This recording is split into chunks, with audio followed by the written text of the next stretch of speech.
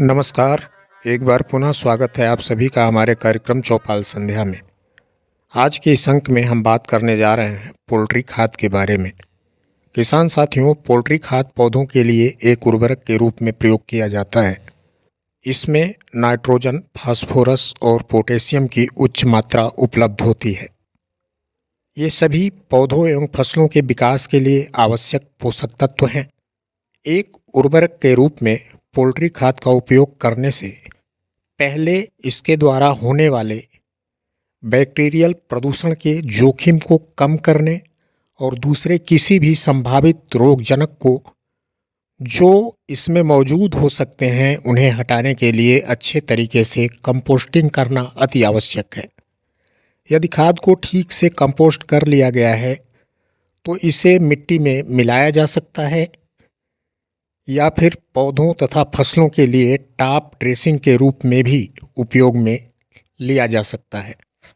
यह भी ध्यान रखना महत्वपूर्ण है कि पोल्ट्री खाद को संयमित तरीके से ही उपयोग किया जाना चाहिए, क्योंकि इसमें लवण की उच्च मात्रा हो सकती है जो अत्यधिक मात्रा में उपयोग किए जाने पर पौधों एवं फसलों को नुकसान भी पहुंचा सकती है। सामान्यतया फसल रोटेशन सिस्टम में एक उर्वरक के रूप में पोल्ट्री खाद का उपयोग करना अच्छा साबित हो सकता है। तो आइए अब जानते हैं पोल्ट्री खाद कंपोस्टिंग के बारे में। पोल्ट्री खाद कंपोस्टिंग सूक्ष्मजीवों के माध्यम से मुर्गियों से पैदा अपशिष्ट में उपलब्ध पोषक तत्वों को तोड़ने की प्रक्रिया है। पोल्ट्री खाद कार्बन समृद्ध सामग्रियों जैसे भूसे या भूरे रंग के अन्य पदार्थों के साथ मिश्रित होता है। इसमें सूक्ष्मजीवों के बढ़ने के लिए तथा उपलब्ध कार्बनिक पदार्थों को विघटित करने के लिए नम किया जाना अति आवश्यक है। कंपोस्टिंग प्रक्रिया में कुछ सप्ताह से लेकर कुछ महीनों तक लग सकते हैं। यह पारिस्थितिकी और कंपोस्टिंग विधि के ऊपर निर्भर करता है। कंपोस्टिंग प्रक्रिया पोल्ट्री खाद में मौजूद हानिकारक रोगजनकों और परजीवी की मात्रा को कम करने में मदद करती है, जिससे यह फसलों पर उपयोग करने के लिए एक सुरक्षित उत्पाद बन जाता है। अंतिम परिणाम के रूप में पोषक तत्व समृद्ध एक स्थिर कार्बनिक सामग्री प्राप्त होता है, जिसका उपयोग कृषि में उर्वरक के रूप में किया जा सकता है। पोल्ट्री खाद कंपोस्टिंग के लिए कई तरीके हैं, तो आइए जानते हैं कुछ एक तरीकों के बारे में। स्टैटिक ढेर विधि, यह कुक्कुट खाद कंपोस्टिंग का सबसे आम तरीका है। इसमें एक नामित क्षेत्र में खाद और कार्बन समृद्ध सामग्रियों को पीलिंग करते हैं, यानी ढेर बनाते हैं, और कभी कभी इकट्ठा सामग्री में समुचित वायु संचरण करने के लिए ढेर को उलट पलट करते रहना चाहिए। इन पोत विधि, इस विधि में पोल्ट्री खाद और कार्बन समृद्ध सामग्रियों को एक सीलबंद कंटेनर या पोत जैसे ड्रम या वेसल्स में रखकर ऊपर से बंद कर दिया जाता है, जिससे अंदर का वातावरण और बेहतर तापमान नियंत्रण के वजह से अंदर के कार्बनिक पदार्थ तेजी से अपघटित होते रहते हैं।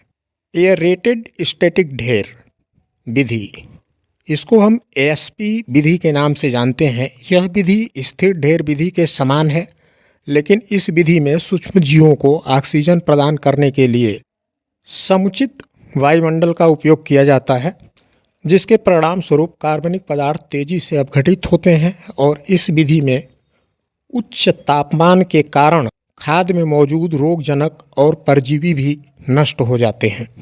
विंडरो विधि, यह विधि स्थैतिक ढेर विधि के समान है। इस विधि में ढेर एक लंबी पंक्ति या विंडरो में बनाई जाती है, जिससे ढेर को उलटने पलटने में आसानी रहती है। अब बात करते हैं वर्मी कंपोस्टिंग। इस विधि से कुक्कुट खाद को तोड़ने के लिए केंचुओं का उपयोग किया जाता है। केंचुआ कुक्कुट खाद और कार्बन समृद्ध सामग्रियों के मिश्रण में जोड़े जाते हैं और ये सामग्री का उपयोग करते हुए उसको अपघटित करते रहते हैं। परिणाम स्वरूप एक विशेष उत्पाद के रूप में पोषक तत्वों से समृद्ध वर्म्स कास्टिंग का उत्पादन करते हैं। किसान साथियों, कंपोस्टिंग के लिए इन सभी विधियों में से ऑपरेशन और संसाधन के साथ वांछित अंतिम उत्पाद के पैमाने के आधार पर चयन किया जा सकता है। इस तरह से कुक्कुट खाद में मौजूद कार्बनिक पदार्थ मिट्टी की संरचना में सुधार करते हुए भूमि की वाटर होल्डिंग यानी जल धारण क्षमता में भी वृद्धि कर सकते हैं। किसान साथियों, अति उर्वरक से और मिट्टी में पोषक तत्व असंतुलन से बचने के लिए हमेशा सही मात्रा में ही कुक्कुट खाद का प्रयोग करना चाहिए। सामान्यतया चिकन के कचरे को 2 टन यानी 2000 किलोग्राम प्रति हेक्टेयर की दर से एक अच्छी जैविक खाद के रूप में इस्तेमाल किया जा सकता है।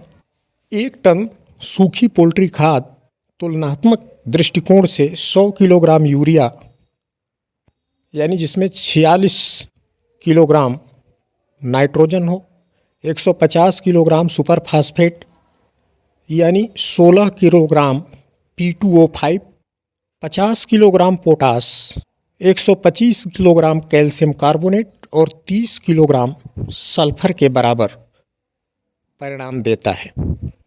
आज चौपाल संध्या में बस इतना ही। आप सभी का सहयोग अपेक्षित है। धन्यवाद। जय हिंद, जय भारत।